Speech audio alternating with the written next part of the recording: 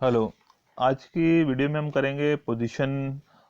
Of finder of lost goods की अगर जो है वो किसी व्यक्ति को जो है वो खोया हुआ सामान मिल जाता है तो उसका जो है क्या पोजीशन रहती है एज अ बेली। तो जैसे स्टार्टिंग की जो वीडियो थी आपकी baler and contract of bailment, उसमें मैंने बताया था फाइंडर ऑफ गुड्स के बारे में। तो फाइंडर ऑफ गुड्स की जिसको जो है किसी का खोया हुआ सामान मिल गया है तो वो कैसे जो है वो एज अ बेली जो है वो बन जाता है। बेली के तौर पर उसकी क्या पोजीशन रहती है, यानी कि उसको क्या राइट्स और क्या ड्यूटीज उसकी बनती हैं, उसके बारे में आज की वीडियो में हम पढ़ेंगे।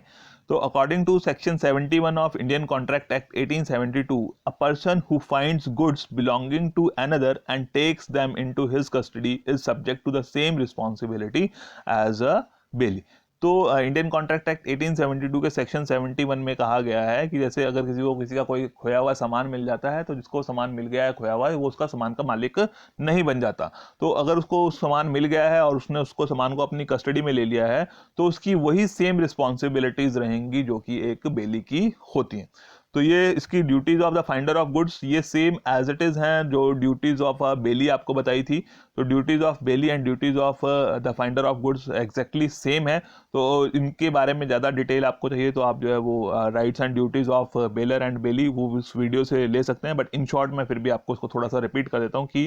फाइंडर ऑफ गुड्स की क्या क्या ड्यूटीज है। Duty to take reasonable care of goods की उसकी ड्यूटी है सबसे पहले कि उसकी उचित देखभाल करे, जैसे वो अपने सामान की देखभाल करता तो उसकी नॉर्मल जो इंटेलिजेंस है उसके हिसाब से उसने सामान की उचित देखभाल करनी है। Duty not to make unauthorized use of goods की उसको जिस चीज के लिए ऑथोराइज किया गया सिर्फ और सिर्फ उसी पर्पज के लिए उसने सामान का इस्तेमाल करना है, उसके लिए अलावा किसी भी और दूसरे ऑब्जेक्टिव के लिए पर्पज के लिए उसका इस्तेमाल नहीं कर सकता। Duty not to mix goods,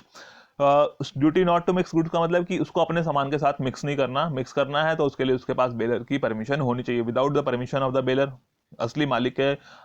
इच्छा के बिना जो है वो उसको सामान को मिक्स नहीं कर सकता। तो यहाँ पर क्या है कि क्योंकि सामान जो है उसका खोया हुआ है, सामान उसको मिला है तो उसको उसके असली मालिक के बारे में नहीं पता है। तो यहाँ पर क्या है कि उसकी ड्यूटी बनती है कि उसको मिक्स ही नहीं करेगा। तो अगर मिक्स कर देता है तो फिर इनके मिक्सिंग के या सेपरेशन के की वजह से जो भी नुकसान खर्चा होगा वो उसको उठाना पड़ेगा। Duty not to set up an adverse title, यानी कि उसका मालिकाना हक उसको नहीं मिलता, तो मालिकाना हक नहीं मिलता तो वो एडवर्स टाइटल एस्टेब्लिश नहीं कर सकता, किसी दूसरी पार्टी को, थर्ड पार्टी को सामान नहीं बेच सकता।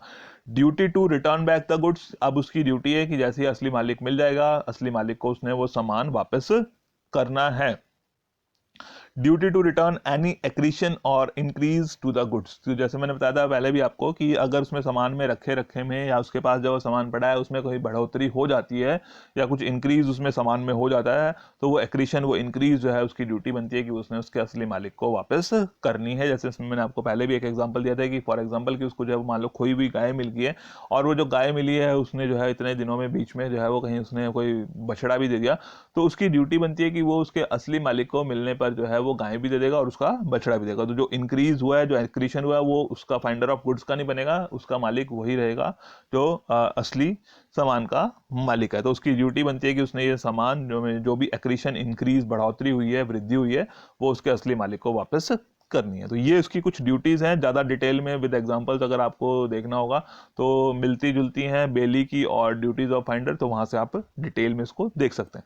Then rights of the finder of goods, अब इसकी राइट्स के बारे में बात आती है कि इसको क्या क्या राइट्स मिले हुए हैं। तो पहला है राइट ऑफ लियन। राइट ऑफ लियन का मतलब है कि उसके पास राइट है कि वो सामान को अपने पास रख सकता है जब तक कि उसको उसके लॉफुल चार्जेस नहीं मिल जाते। कि अगर उसको जो कंपनसेशन हुई है, जो भी उसने नुकसान उठाया है, जो भी उसको मुश्किल दिक्कत आई है उसको सामान की रख रखाव में, देखभाल में, या उसको सामान को असली मालिक तक पहुंचाने में भी अगर उसको कोई परेशानी हुई है, कोई खर्चा करना पड़ा है, तो वो सभी खर्चे, वो एक्सपेंसेस जो है वो क्लेम कर सकता है। और अगर जब तक वो मालिक उसका जो है वो सामान उसको नहीं दे रहा है, नहीं पैसे उसके लॉफुल चार्जेस नहीं दे रहा है, तब तक वो उसको अपने पास रख सकता है।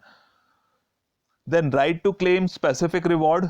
अगर इन केस की अगर फाइंडर ऑफ गुड्स की जब किसी का सामान खो जाता है तो वो कई बार घोषणा कर देता है कि जिसको ये सामान मिलेगा उसको इतना जो है या ये जो है इनाम दिया जाएगा। तो वो जो स्पेसिफिक रिवार्ड जो है वो घोषित किया गया है तो वो स्पेसिफिक रिवार्ड के लिए भी जो है वो पर्सन क्लेम कर सकता है।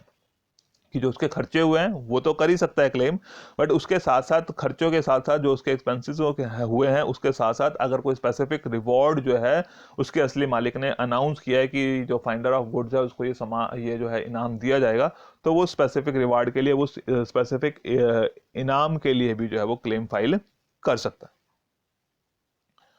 Then right to claim rewards and lien, तो इसमें दोनों चीज़ें आ गई कि उसको जो है वो राइट टू क्लेम रिवॉर्ड्स, तो रिवॉर्ड्स के लिए भी और लियन का भी अधिकार है। तो रिवॉर्ड्स तो वो ले ही सकता है, और साथ ही में जो है उसको जब तक वो नहीं मिलेगा तब तक जो है वो उसको सामान को अपने पास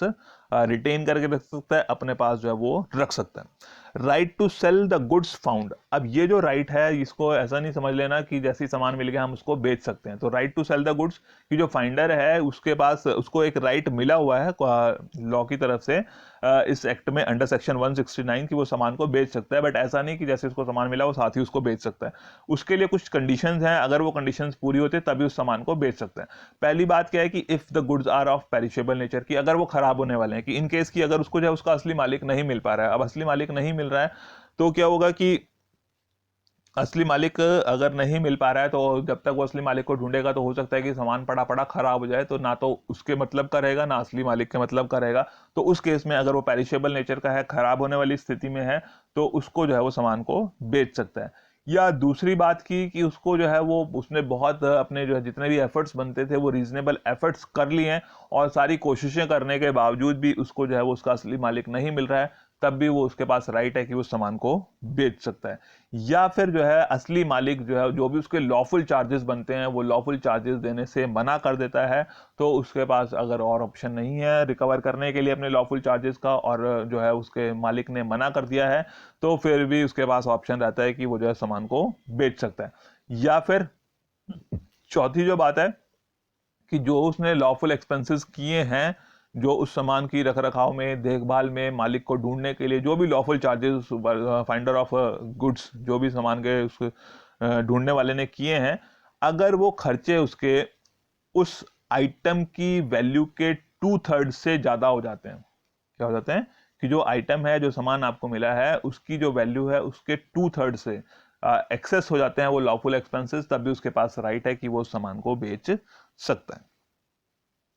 देन नेक्स्ट है right of the finder exist only against the owner, कि जो राइट ऑफ फाइंडर है वो सिर्फ और सिर्फ ऑनर के अगेंस्ट है, यानी कि उसको जो भी अपने राइट्स हैं वो राइट्स जो है वो उसके असली मालिक से ही उनको ले सकता है, और किसी थर्ड पर्सन से उनको राइट्स को जो है वो एक्सेस नहीं कर सकता। तो फाइंडर के जो राइट्स हैं वो सिर्फ और सिर्फ जो है वो ऑनर के अगेंस्ट उसको मिल पाते हैं। और कहने की एक और बात यहाँ पर यह है कि जो फाइंडर का जो टाइटल है that is better then everybody except the true owner, कि जो फाइंडर का जो हक है उस सामान के ऊपर वो सबसे बेहतर माना जाएगा, एक्सेप्ट कि जो उसका असली मालिक है। असली मालिक से अच्छा टाइटल तो उसको नहीं मिल सकता, असली मालिक से अच्छा मालिकाना हक तो नहीं उसको मिल सकता, बट उसके मालिक के अलावा हर एक पर्सन से जो है वो एक बेटर टाइटल उस पर्सन को जो है वो फाइंडर ऑफ गुड्स को मिल जाता है। तो यही था आज की वीडियो में कि फाइंडर ऑफ गुड्स जो है एज अ बेली उसको क्या राइट्स हैं, क्या ड्यूटीज हैं, उसकी पोजीशन जो है वो इस एक्ट के अंडर क्या रहती है। Okay, thank you.